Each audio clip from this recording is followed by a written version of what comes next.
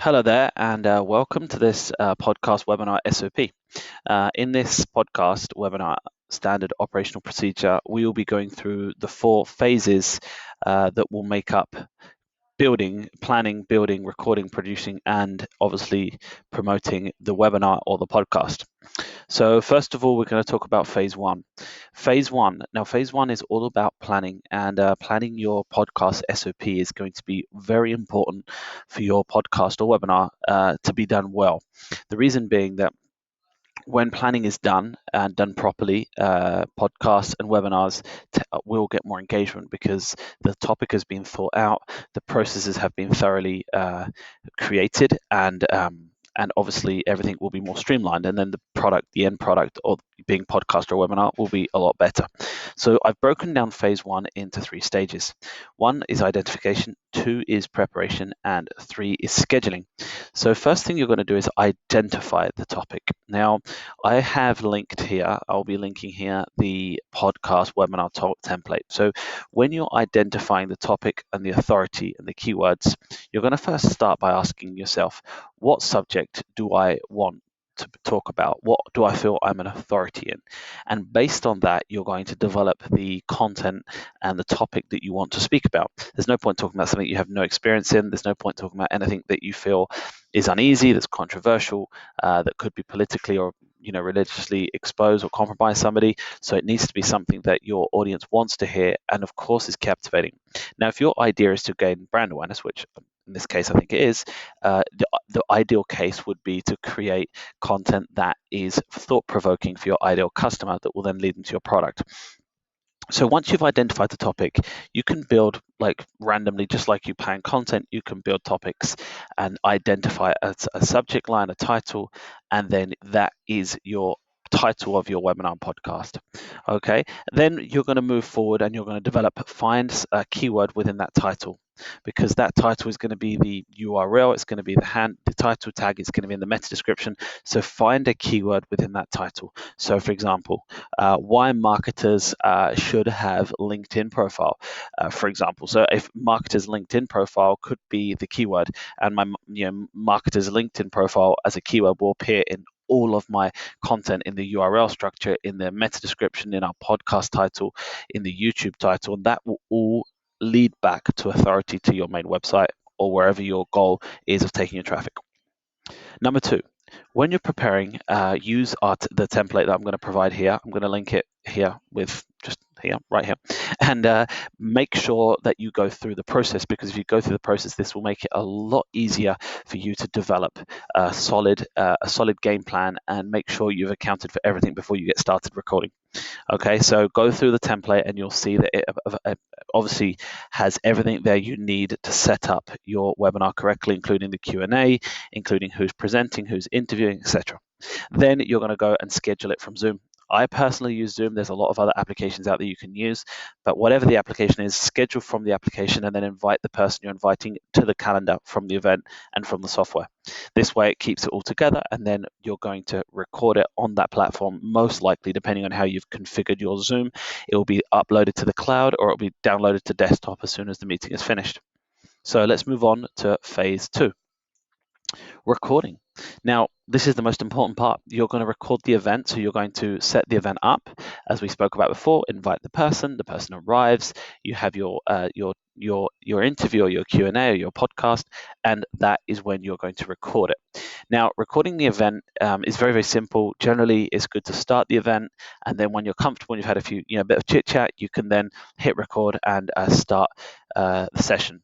Now, when you are recording, bear in mind 2 things. If your Wi-Fi goes out, of course, the recording will stop, and it will start from when your Wi-Fi comes back of the person who hosts the meeting. So, for example, if you're hosting and your invitee, the person you've invited has lost Wi-Fi or lost power or something, and they drop from the call, your recording will continue. Now, if you drop, your recording will stop. Okay, so that's one of the most important parts and things that can happen. Second thing is, if you are recording, there are options within Zoom, as I spoke about before, that you can upload to desktop or you can upload to the web. Now, I've had it before, depending on the package, like or the subscription you have in Zoom, or the product that you're going to use, the application you're going to use.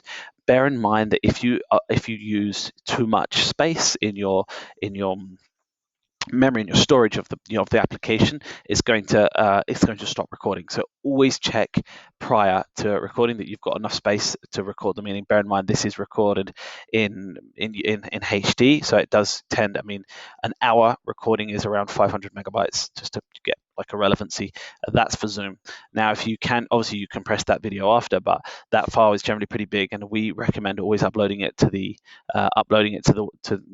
you might say to the cloud, but make sure that you have enough space before you go and start recording, because it's a pain being in the middle of the meeting, having to change your subscription plan because you haven't got enough space. Last and not least, saved assets. Now, why is this in phase 2 recording? Well, just as I spoke about, basically the most important part of this is the recording. Now, to do any post recording, you're going to need to have the assets saved. So where are you going to save those assets? Identify where you want to save them. Is it Google Drive?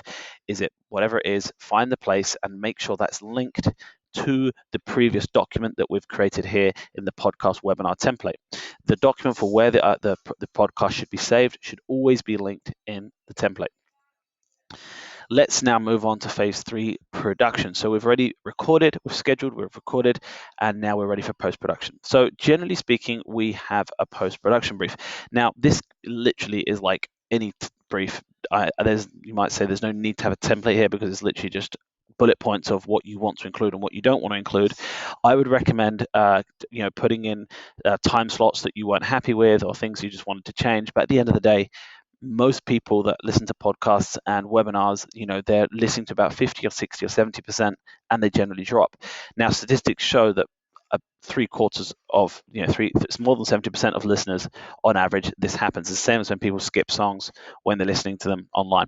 But the reality is, don't get too granular and in the details unless it's something very specific that could compromise you, because at the end of the day, the most important thing is getting it up, getting it posted, getting it viral.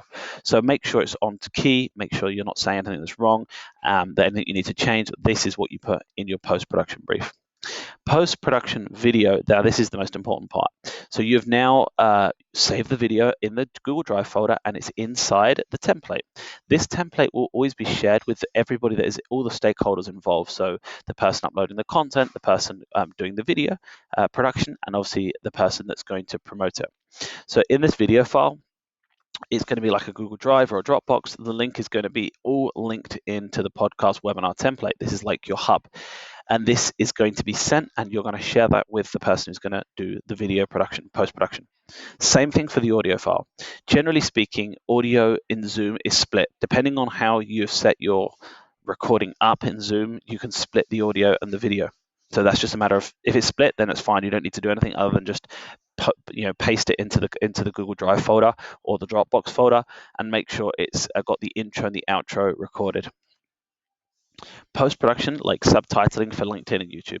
So YouTube is a benefit if you upload the subtitles, and you can add time cards. Time cards really help you with your subtitling, and also really help you with your YouTube SEO. Same for LinkedIn. If you're uploading a video on LinkedIn, you have subtitles, that's great. Same with pretty much any video platform. Subtitles are going to be a plus, so do them. You can skip this part, but I would recommend you do it.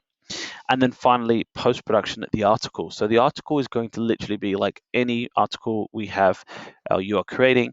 You're going to write a 600 to 1,000 word article that is going to be covering how and what the people's expectations are going to be, and what they're going to deliver on this session. So you can talk about it in the third person, like in this session, John Jones and David Wood talk about XYZ, and you talk in the third person, so you're redacting it as like as you might say, as a news feed.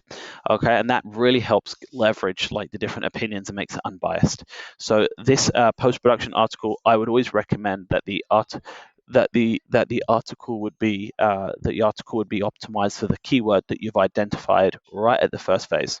Okay, so your post-production really needs to be focused on the four most important parts, which are video, audio, subtitle, and article. Now, all of these should be linked in the webinar template, which is the doc where you've created your webinar.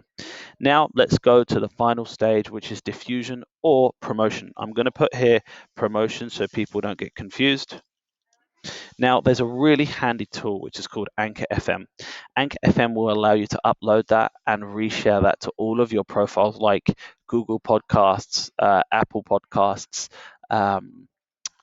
Spotify, and so on. So I recommend you set up Anchor FM and you link your accounts. Once you're linked your accounts, then it's literally automatic.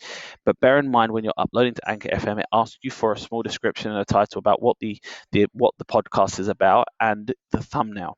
Now, when you're doing the video production, you're going to get a thumbnail because you'll need it. It'll be in anyone that's producing the video will create a thumbnail, and you can use that same thumbnail for the Anchor FM process so that your Spotify, your iTunes, and your all of that has the same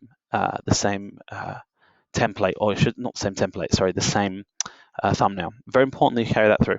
Okay, so then you're going to uploading the video to YouTube. This is just same as uploading any video to YouTube. Definitely, I recommend that you go through and put the description in and you put the time cards in as we spoke about before and the subtitles, and then uploading the article to the website and embedding the YouTube video.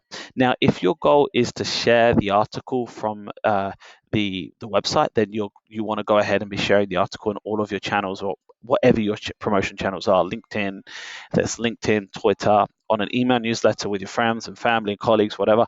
Very important that you share the article, which is going to bring, you might say, your SEO, your link, your authority back to the website.